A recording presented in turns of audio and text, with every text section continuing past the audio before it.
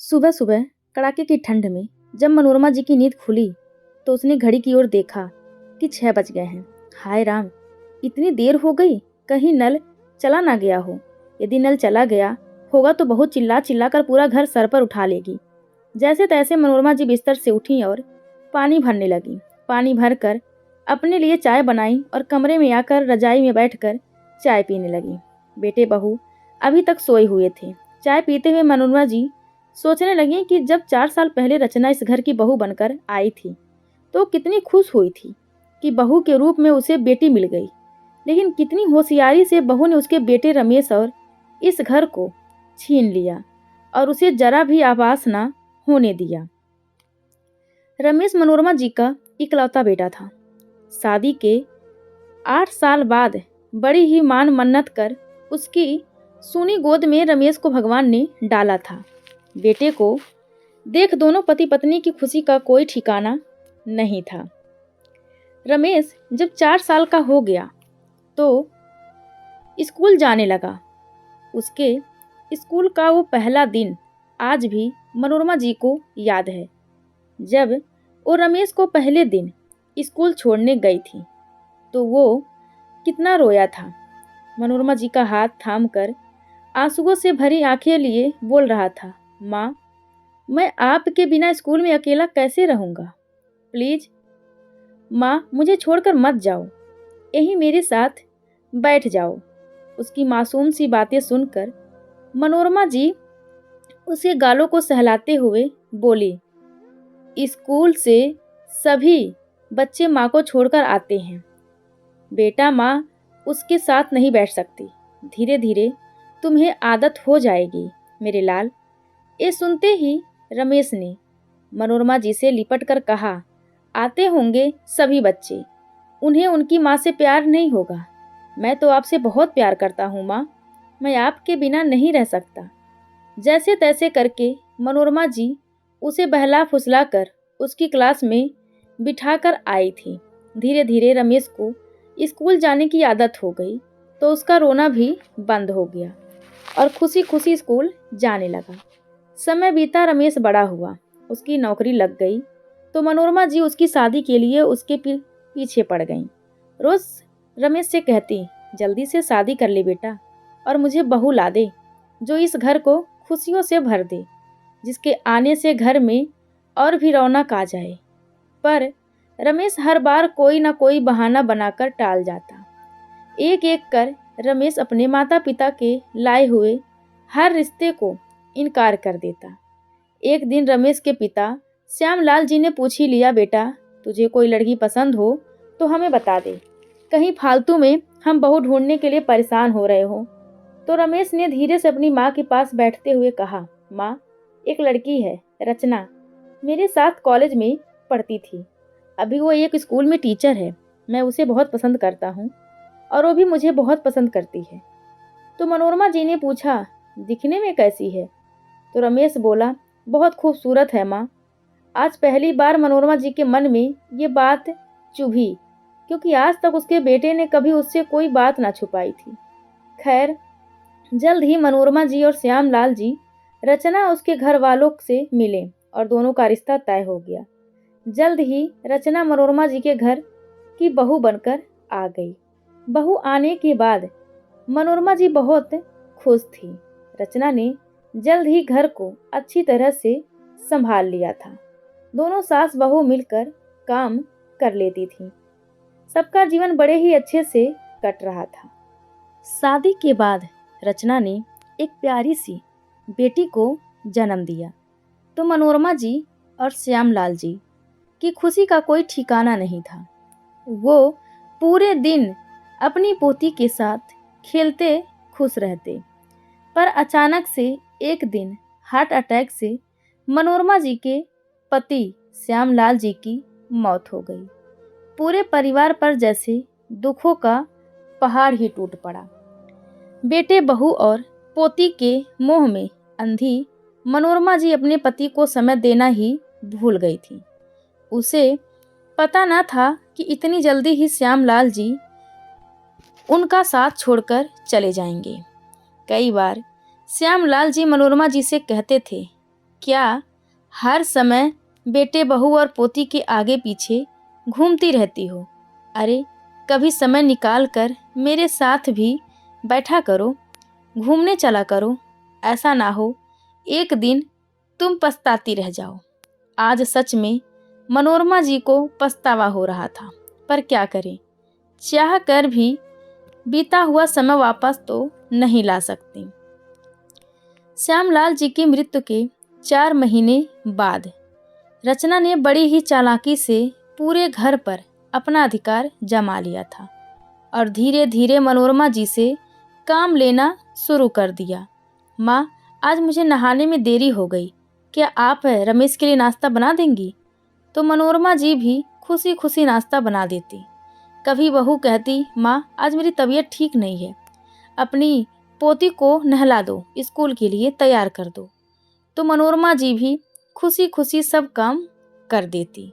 पर धीरे धीरे रचना ने घर के सारे कामों से हाथ पीछे खींच लिया और मनोरमा जी के ऊपर हर काम की जिम्मेदारी लाद दी। सीधी सादी मनोरमा जी भी रचना की मंशा को जान ही ना पाई और सारी जिम्मेदारी अपने ऊपर ले ली।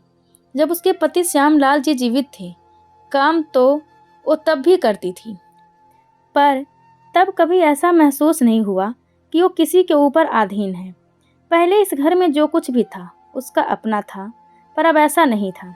अब मनोरमा जी के हर काम में रचना मीन मेख निकालने लगी थी। उन दिनों रमेश भी दफ्तर में अधिक व्यस्त हो गया था।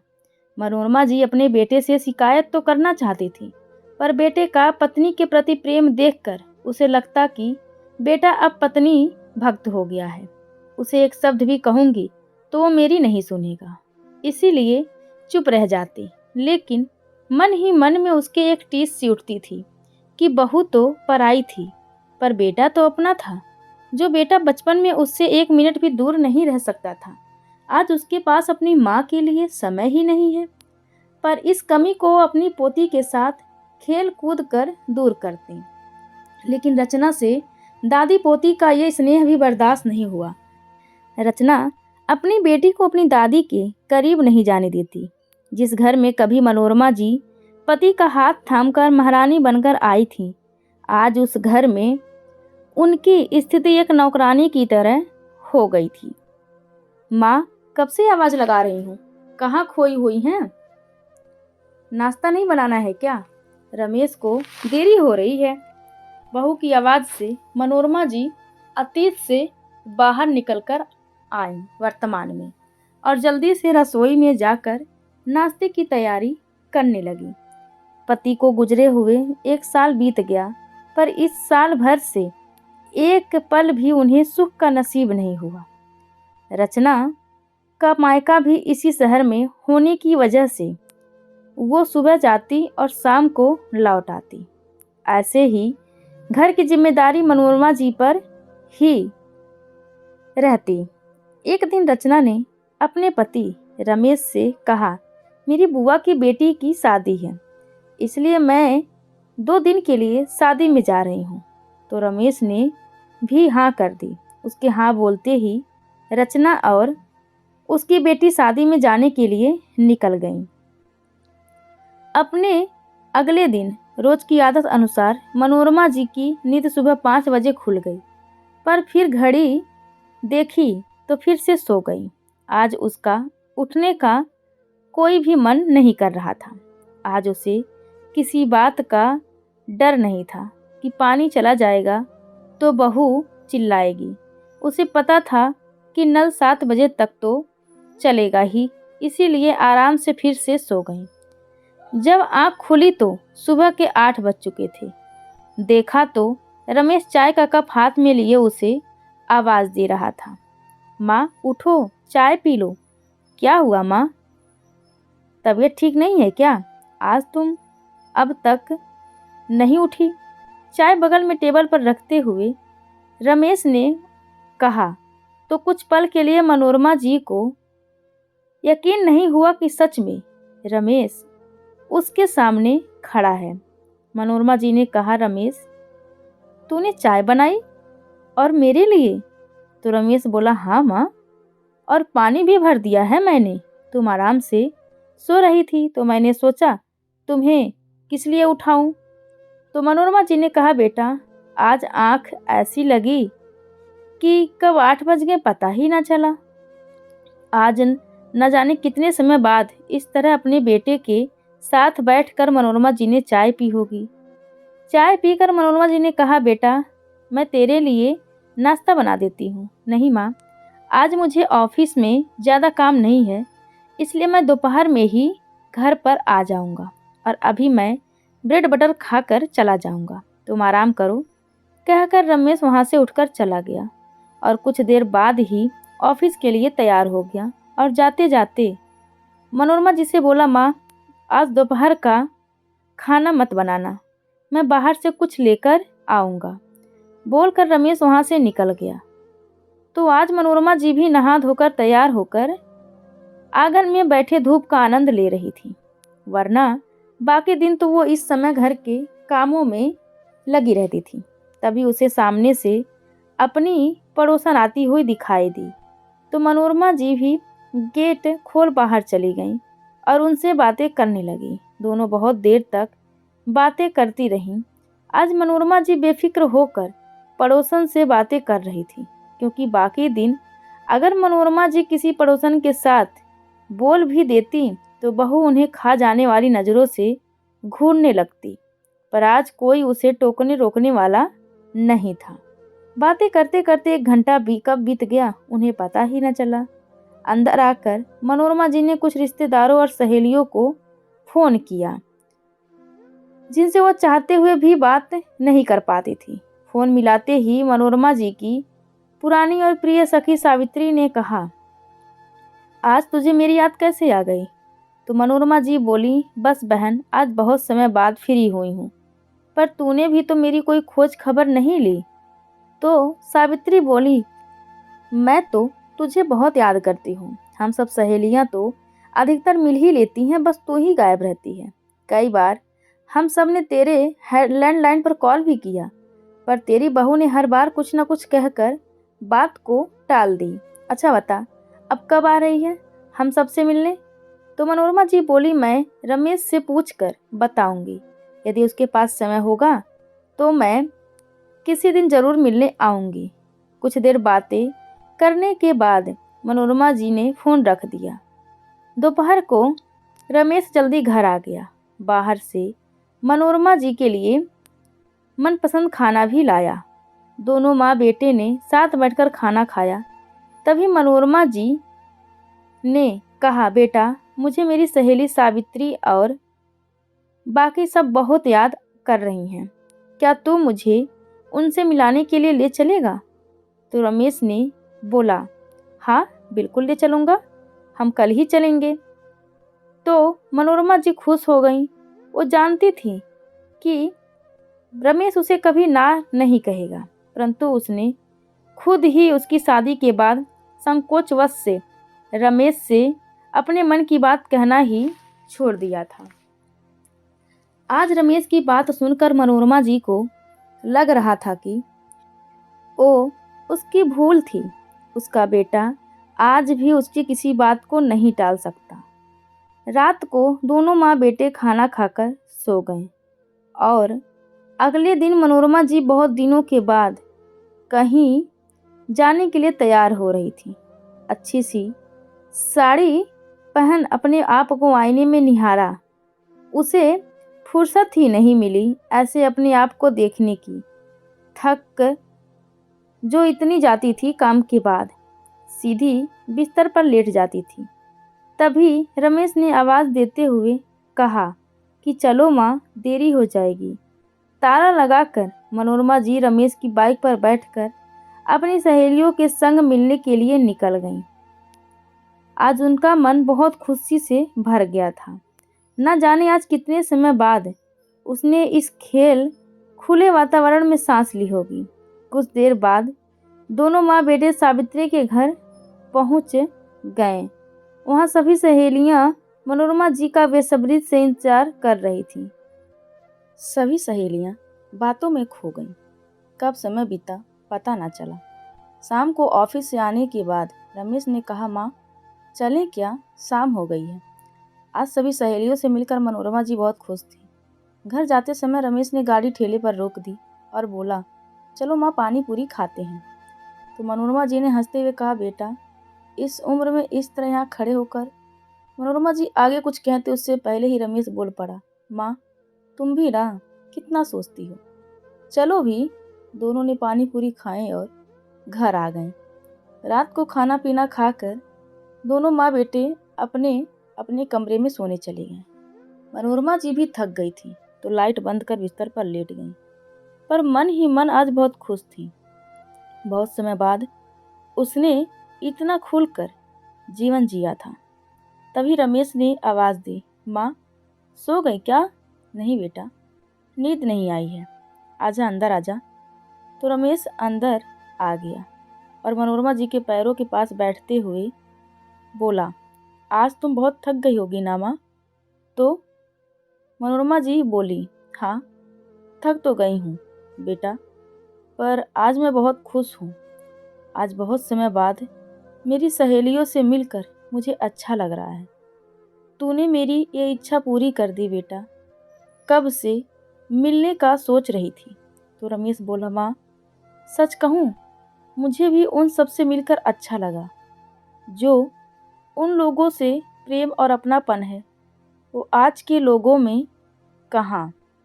लेकिन क्या करें माँ, अपनी व्यस्तताओं के कारण हम अपने ही दायरे में सीमित होकर रह जाते हैं। पर माँ ऐसा क्यों होता है?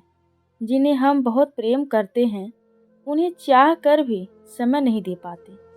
कहते कहते रमेश मायूस हो गया। तो मनोरमा जी बोली, क्या हुआ बेटा? असली चीज है इंसान का मन। यदि इंसान के मन में प्रेम और अपनापन है तो ये महत्वपूर्ण नहीं कि उसे हर समय व्यक्त किया जाए। रमेश ने एक गहरी सांस ली और बोला, माँ। वो कहते कहते रमेश रुक गया, लेकिन मनोरमा जी अपने बेटे के चेहरे के भाव स्पष्ट रूप से पढ़ पा रही थी कि वो क्या कहना चाहता है। रचना का बेरुखी भरा व्यवहार उससे छिपा नहीं था, पर यह भी तो सच है कि खुद उसी ने बचपन से रमेश को सिखाया था कि बेटा किसी भी प्रकार के तनावपूर्ण वातावरण को दूर करने के लिए यदि थोड़ा सहन भी करना पड़े तो कर लें। आज रमेश के व्यवहार और बातों से मनोरमा जी इतना समझ गई थी कि उसका बेटा नहीं बदला। आज भी उसके लिए अपनी माँ के मन में वही प्यार और स्नेह है जो बचपन में था। तमाम कोशिशें के बाद भी रचना रमेश के मन से माँ का प्रेम कम नहीं कर पाई। अपने बेटे की बेबसी देखकर मनोरमा जी का मन भर आया। उसने रमेश के सिर पर हाथ फेरते हुए कहा, जा बेटा, जा कर सो जा, सुबह रचना को स्टेशन लेने भी जाना है। तो रमेश बोला, माँ कोई कितनी भी कोशिश कर ले पर तुम्हारे बेटे को कोई बदल नहीं पाएगा, वो सदा तुम्हारा बेटा ही रहेगा। एक कहकर रमेश वहाँ से चला गया। घर में माँ के साथ हो रहे व्यवहार से रमेश अनजान ना था, बस वो मजबूर था। इसलिए कुछ ही शब्दों में वो अपने अमन की बात कह गया। रमेश के कमरे से जाने के बाद मनोरमा जी की आंखों में आंसू भर आए, लेकिन आज ये आंसू किसी दुख या लाचारी के नहीं बल्कि खुशी के आंसू थे। वो सोच रही थी कि उसका बेटा उससे दूर हो गया है, बदल गया है, बहू का गुलाम बन गया है। लेकिन उसकी ये सोच गलत साबित हुई। अब उसे रमेश से कोई शिकायत नहीं थी। वो जान गई थी कि उसका बेटा बस लाचार है। उधर कमरे में रमेश भी बेचैन था। आज उसने बहुत समय बाद अपनी माँ को इतना खुश देखा था। मन ही मन उसने कुछ निर्णय लिया और ये ठान लिया कि अब से माँ अपनी मर्जी से जिएगी, खुलकर आज़ादी से जिएगी। अगले दिन रचना लौट आई। सभी डाइनिंग टेबल पर नाश्ता कर रहे थे। तभी रमेश ने रचना से कहा, रचना मेरा प्रमोशन हो गया है, सैलरी 2 गुनी हो गई है। अब मैं सोच रहा हूँ घर के कामों के लिए एक काम वाली बाई रख लेते हैं। माँ और तुम दोनों ने बहुत काम कर लिया, अब हम सक्षम हैं। ये सुन रचना ने भी हाँ कर दी। तभी रमेश ने मनोरमा जी से कहा, माँ अब तुम्हारा जो भी मन करे तुम वो करो, खुलकर जियो, जिससे बातें करती हो करो, जहाँ जाना है जाओ। ये सुन रचना ने कहा, पर रमेश। माँ आगे रचना कुछ कहती, इससे पहले ही रमेश ने कहा, रचना, माँ को भी अपने हिसाब से जिंदगी जीने का पूरा हक है, इसलिए प्लीज तुम बीच में ना बोले, मुझे कोई बहस नहीं चाहिए। तो रचना भी चुप हो गई, क्योंकि इससे पहले रमेश ने कभी उसके साथ ऐसा बात नहीं किया था। इसीलिए रमेश का गुस्सा देखकर आज वो हैरान थी कि आज रमेश को न जाने क्या हो गया जो वैसी बातें कर रहा है। खैर जो भी था, पर आज रमेश के सामने उसकी जबान ना खोली। आज रमेश भी सोच रहा था कि काश उसने पहले ही ये कदम उठा लिया होता तो अच्छा होता। मनोरमा जी भी खुश थी कि अब वो आज़ादी से जिएंगी, सुबह सैर पर जाएंगी, सहेलियों से मिलेंगी, धार्मिक किताबें पढ़ेंगी, अपनी हर इच्छा को पूरा करेंगी। अब उसे किसी बात का डर नहीं था, क्योंकि उसका बेटा उसके साथ था। खुशी के कारण उसकी आंखें नम हो गई। माँ को खुश देखकर रमेश भी खुश हो गया और मन ही मन सोचने लगा कि अब चाहे कुछ भी हो जाए, पर वो हर रोज माँ के लिए थोड़ा सा वक्त जरूर निकालेगा। माँ तो माँ होती है, वो दुख सह लेगी पर शिकायत कभी नहीं करेगी। इसीलिए माँ की खुशी का ख्याल रखना भी बेटे का फर्ज होता है। तो मैं भी बेटे का हर फर्ज निभाऊंगा। तेरा बेटा तेरे लिए कभी नहीं बदलेगा माँ। मन ही मन सोचते हुए रमेश अपनी माँ को निहार रहा था। तो दोस्तों, हमारी आज की यह कहानी आप सभी को कैसी लगी कृपया कमेंट करके